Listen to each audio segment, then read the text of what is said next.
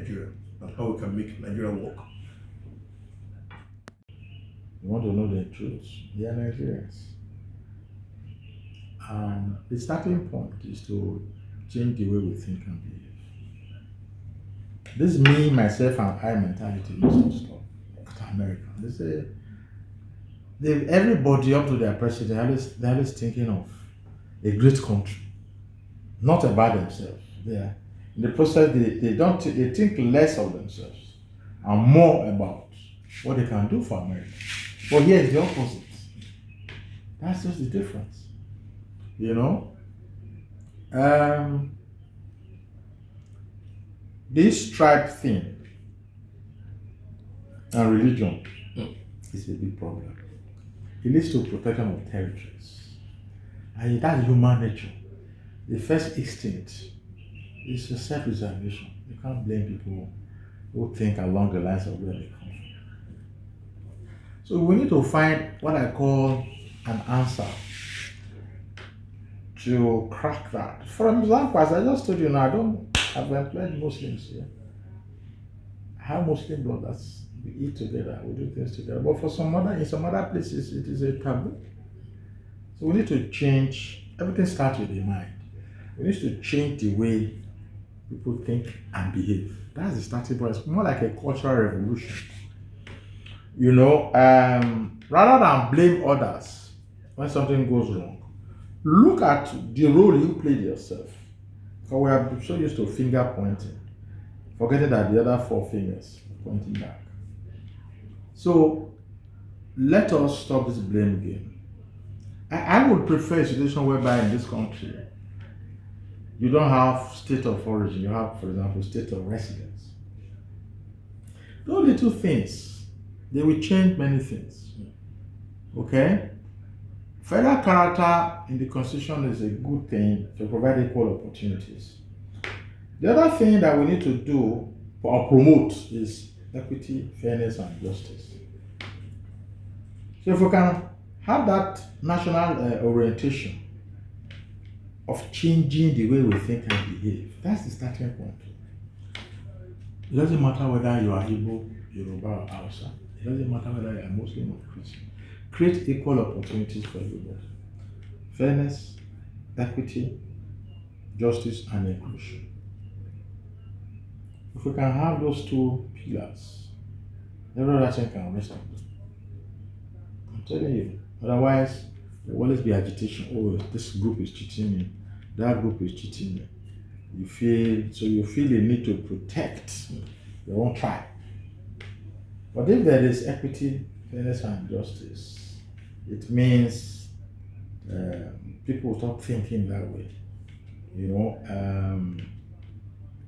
look at the UK. Who is their mayor? It's a Pakistani. What about the new PM? It's of Indian descent. But I don't know whether that will happen in Nigeria. Except a place like Lagos. It is only in Lagos, I think it was Ashewaju Tinubu who started that many years ago when they brought people who were non-indigenous into his government. We should encourage things like that in other states. That will bring out the Nigerianness in us. You know? Think less of ourselves, think more about Nigeria. Think about the people. So let other states emulate what we did, where people from different places are heading agencies here. They are in the State House of Assembly. They are representing constituencies in Abuja. It doesn't happen in other states. How many states? I would like to know and I will encourage it. You know? So that was good. He created a mini Nigeria in Lagos State. And it's an idea that should be borrowed, that should be adopted. So that will begin to break these barriers of, let me take care of my person first. If we continue to think like that, Nigeria will remain, it will be what we call stunted growth. No matter what you do, everybody is thinking of, I have to take care of my people first. Who are my people? Your tribe, your ethnic group. Or the Christian community will say, let me protect my Christian faith. Muslims will say the same thing. When you look at the end of the day, there is no equity. And whenever there is no equity, justice, there will be no progress. Because there will always be strife. That's the truth. So those things are very fundamental, those two things I just mentioned. And it's possible because Nigeria has the potential to explode. And the Western powers, they know that. When people say, oh, they're the ones holding our the prospects for, we have the prospects for growth, they are the ones blocking us. I don't agree. Do you know how much Nigerians in the diaspora send to this country every year? It's between 22 and $25 billion yearly. That's a lot of money. Our entertainment sector is thriving. The fintech sector is thriving. So many other sectors can thrive. It's very possible. So let's think more positively and stop demarketing Nigeria. Nigerians should stop demarketing Nigeria. We don't need to wait for the white man to come and say, why are you demarketing your country? You know, your country is a great country. No, we don't need a foreigner to say that to us. I encountered a Chinese man, and I did an article on it. I will be glad to send it to you later. We met in Benin to one evening at Protea Hotel. The pool side, we got talking. He's been in Nigeria for over 20 years, and Nigeria has been so good to him. He said Nigeria is a great country. He has benefited from Nigeria, and he wants other Nigerians to benefit from Nigeria. He has benefited. He said so many things. I will send it to you. So maybe from there you can pick one or two things about my own perspective on how we can build a great country in Nigeria that works for us. That is my passion. That is something I'm going to be pursuing. I'm planning to launch another platform called Proudly Nigeria. Proudly. Yes, it's going to focus on businesses that are created by Nigerians and made for the world. Because we'll be taking less and less of oil. There are a lot of things we can do from here and earn dollars from. Because if we can earn enough dollars, this dollar can become 50 naira tomorrow. It's a question of demand and supply. Look at our fintech industry, as I said, it's exploding. Farming is exploding. Goods that you can produce for export. I'm also planning to write another book, How Nigeria Can Conquer the World. You know, and so that is the way I'm thinking.